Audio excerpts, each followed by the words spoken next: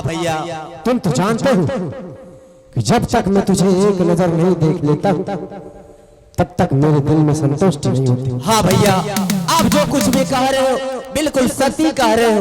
माँ मर जाने के बाद मेरा भैया और मेरी भाभी मुझसे उतना प्यार उतना स्नेह रखा कि प्राणों से ज्यादा प्रिय माना। हाँ भाई कमल, आगे कुछ बताने का कृपा करेंगे भैया। भाई कमल,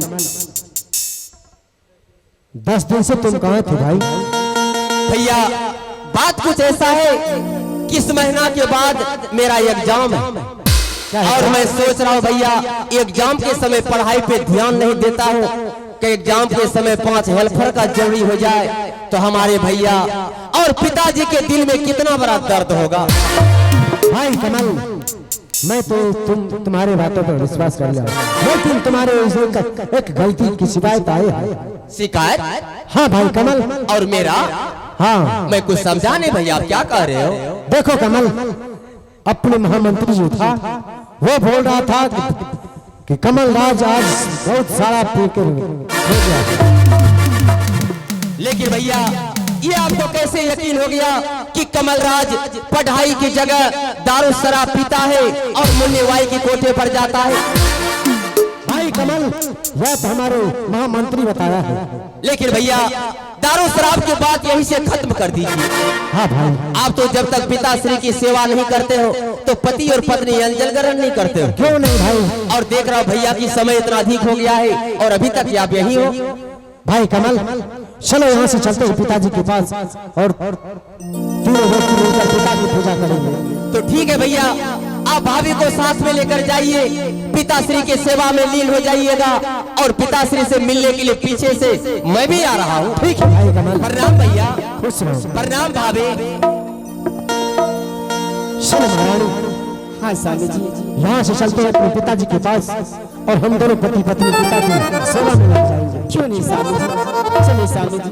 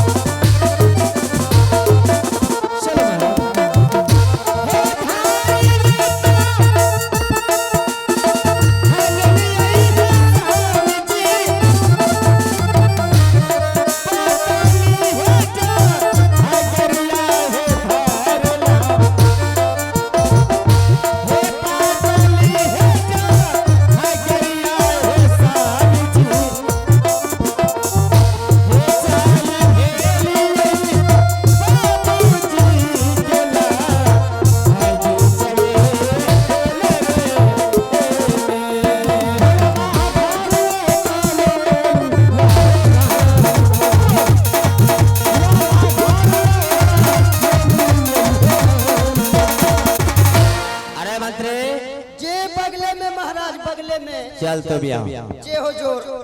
महामंत्री, शादी समय दरबार में तुम्हें किस लिए आवाज लगाया तुम्हें कुछ मालूम नहीं? कोई मालूम नहीं। इस समय दरबार से आवाज लगाने का कारण इस प्रकार है कि हिमाचलपुर शहर में जो भी कार्य करते हैं हम और तुम दोनों मिलकर के करते हैं। जी महाराज। और तुम्हें ये भी मालूम है कि मेरा भैया का काम है नित्य प्रतिदिन पिताश्री का सेवा करना और मेरा काम है पढ़ाई की जगह दारू शराब पीना और मुन्नीवाई के कोठे पर जाना। लेकिन पता हरमजादे कहीं का किस शैतान ने हमारे पिताश्री के पास भैया के पास दारू शराब की शिकायत किया है। ओह, क्या महाराज दारू शराब के शिकायत? हाँ जी महाराज, दारू शराब के शिकायत हम नहीं किए हैं। क्या? हम नहीं किए हैं महाराज। ओ, तो तुम दारू शराब की शिकायत करने वाले में से मंत्री नहीं है। जी नहीं महाराज। लेकिन एक बात याद रहे महामंत्री की, झूठ बोलने वाले को क्रिया लग जाता है और सत्य बोलने वाले को क्रिया नहीं लगता है। अगर तुम दारू शराब का शिकायत नहीं किया है तो क्रिया खाने से नहीं डरेगा। जी बिल्कुल हम नहीं डरेंगे। तो ठीक है महामंत्री, इस समय तुम क्रिया खाने के लिए तैयार हो जाओ। बिल्कुल तैयार हैं। क्योंकि हे माँ भगवती, कमल राज के बारे में, दारू शराब के बारे में ऐसा कुछ भी शिकायत किया होगा तो जवानी में दोनों आंख अंधा हो जाए। तोरा यहाँ किस देखबा? जब तुम शिकायत नहीं किया तो तुम्हारा आंख खराब नहीं होगा। ओ बाबू, ये आँख अंधा होने वाला क्रिया हम ना खाएंगे। ओ, जवानी में अंधा होने वाला क्रिया नहीं खाएगा? जी नहीं बाबू। दूसरा क्रिया खाएगा? हाँ, दूसरा तो मैं तुरंत खा लेंगे। तो ठीक है, दूसरा क्रिया खाने के लिए तैयार हो जाओ। जी बिल्कुल हम तैयार हैं। क्योंकि हे माँ छठ, कमल राज के बारे में ऐसा कुछ भी शिकायत किया होगा तो दोनों हाथ में कुष्ठ रोग हो जाए। तोरे हाथों से खेबा।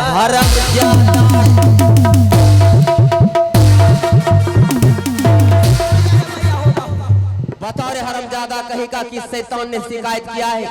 बताओ, पिताजी पैसा देने से इनकार है और मुझे दारू शराब के बिना जिंदा रहना हराम है। हराम है। जब से यहाँ आया न एको चिलम गांजा न एको पेक दारू, मूड खराब है। बिल्कुल मूड खराब। तो बताओ, तुम्हारे पास 50 रुपया है? जी 50 रुपया?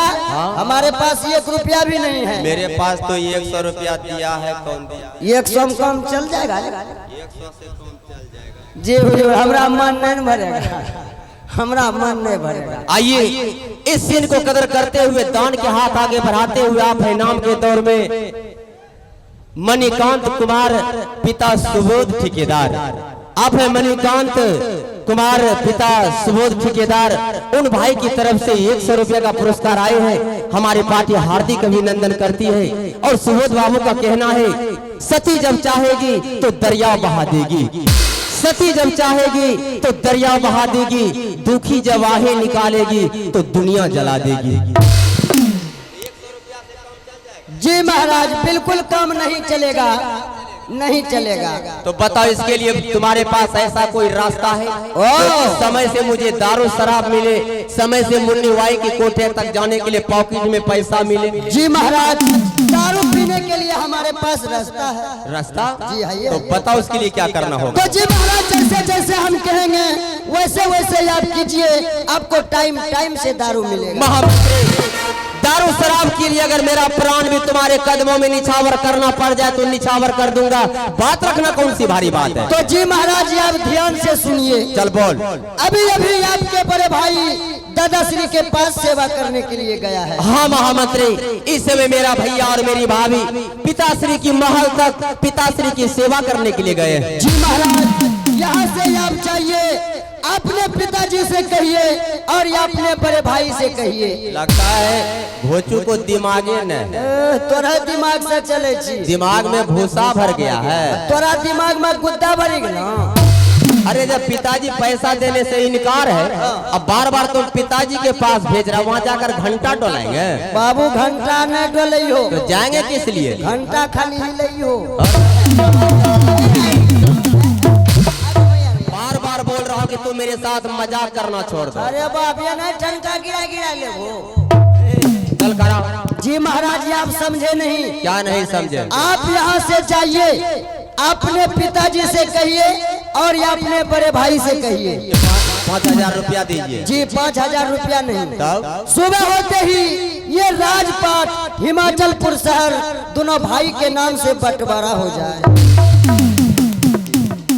अरे मंत्री जी महाराज, आज जिंदगी में पहली बार तुम मेरे साथ अकलमंद बात किया है। जी जी, कहीं ये हिमाचलपुर शहर हम दोनों भाई के नाम से बंटवारा हो जाते हैं, तब थर्रा गांजा चिलम सब छोड़ देंगे। बिल्कुल। अरे रोड के बगल में 10 कट्ठा 5 कट्ठा डेली बेचेंगे, झारखंड से खम्भा ले आएंगे। बस खाली चलेगा लाले लाल।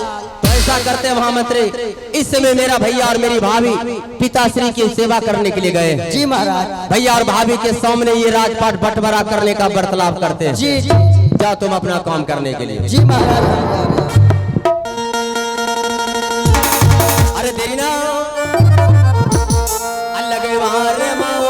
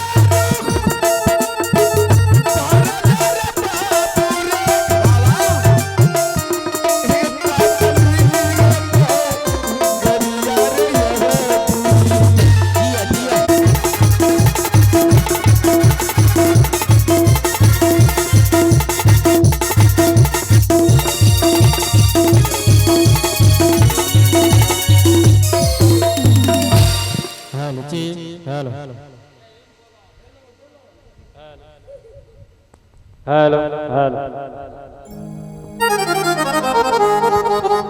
आप लोग कृपया इसी तरह से शांति बनाकर बैठे रहे।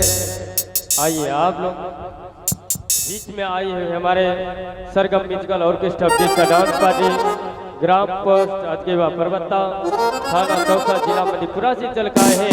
हमारे प्रोपरेटर श्री योगेंद्र प्रसाद मंडल जी तमाम नन्हे कलाकारों के साथ आप लोगों को सेवा करने के लिए आए। आप लोग कृपया इसी तरह से शांति बनाकर बैठे और आज की अभिनय से लाभ उठाएं।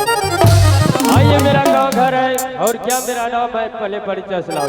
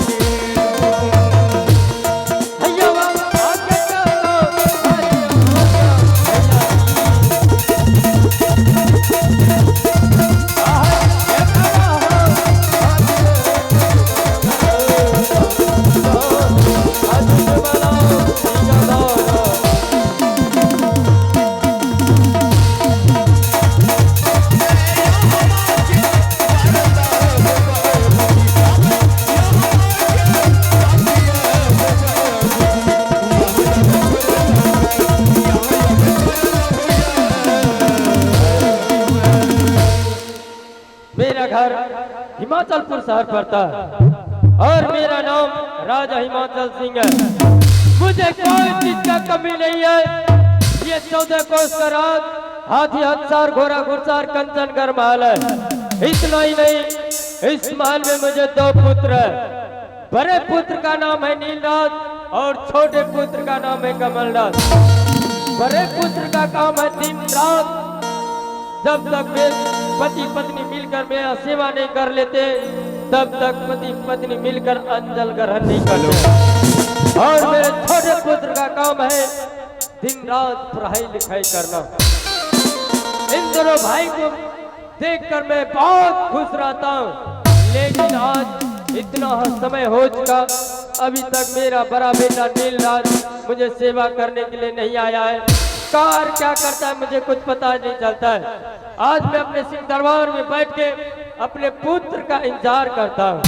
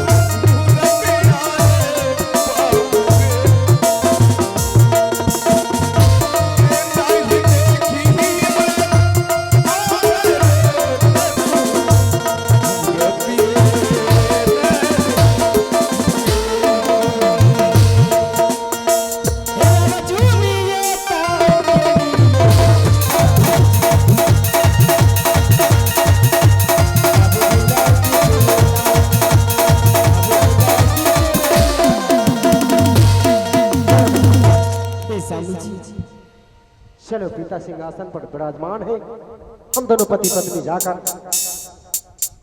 पिताजी का सेवा करते हैं। क्यों नहीं स्वामी जी?